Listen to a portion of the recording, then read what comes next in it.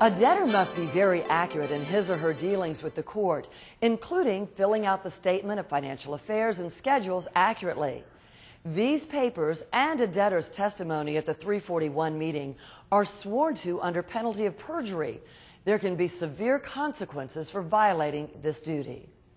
Let's hear from a bankruptcy judge, Judge Paul M. Glenn. Bankruptcy is not a step to be taken lightly or casually. It's a serious event. It has some real benefits. I mean, it will help people save their homes. It will help people relieve themselves from overwhelming debt. But along with those benefits, there are some serious responsibilities that go along. There's a petition and financial statements that have to be filed when a person files their bankruptcy case.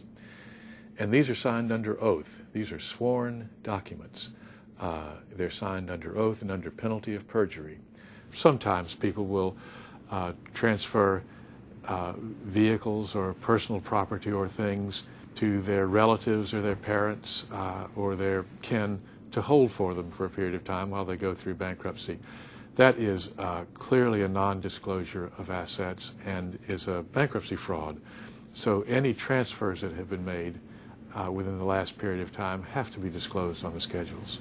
In addition to the oath that goes along with the signature, all the papers are signed under one of the rules of the bankruptcy courts, and that is the signature is a certification that to the best of the person's knowledge and information and belief, the representations are accurate, the facts are accurate.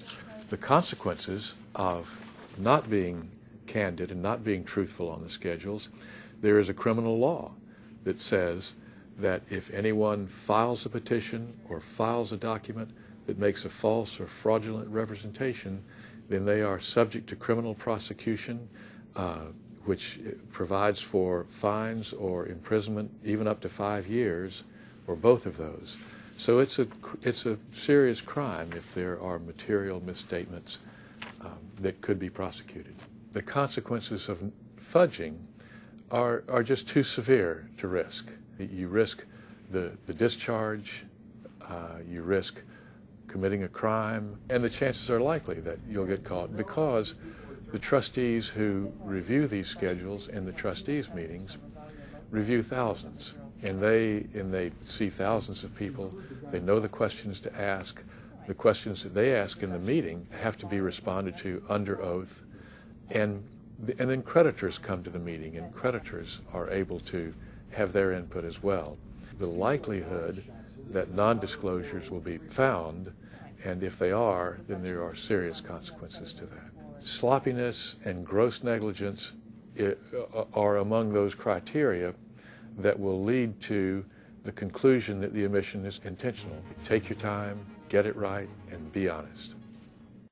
Depending on the chapter of your bankruptcy case and its complexity, you may also be required to appear at hearings before the bankruptcy judge.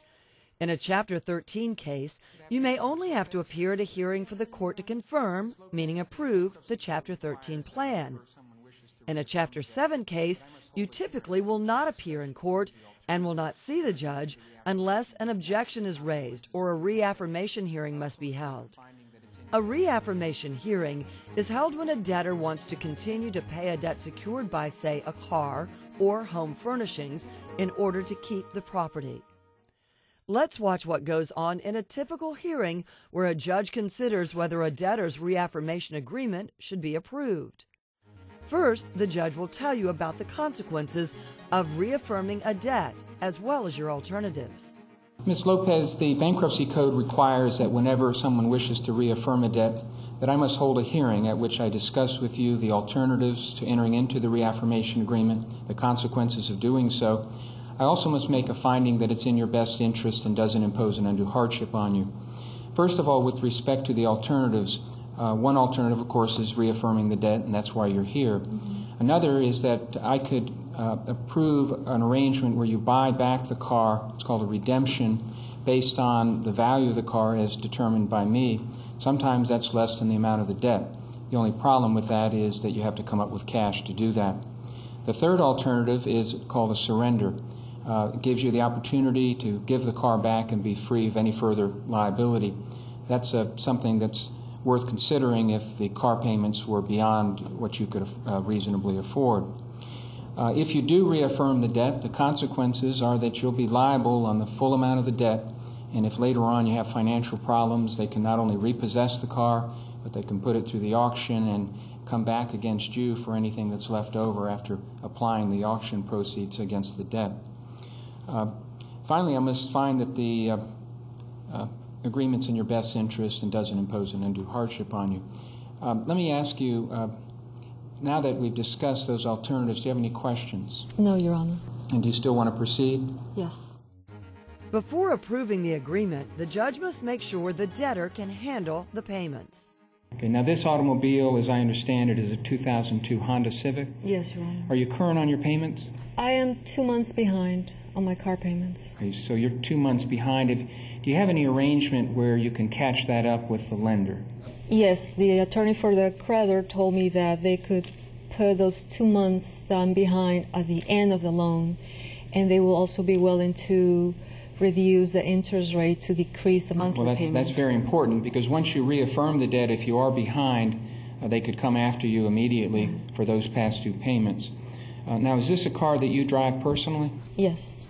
Do you need the car to get back and forth to work? It's your primary means of transportation? I drive it, and I use it to go to work, and I also take my mom to her medical appointments. Okay, very well. Well, based on that, I will find that this agreement is in your best interest and doesn't impose an undue hardship on you. I'll enter an order to that effect. You'll get a copy of that in the mail. In the meantime, just make sure you stay current on those payments. I will. Okay, thank you very much, Ms. Lopez. Thank you, Judge.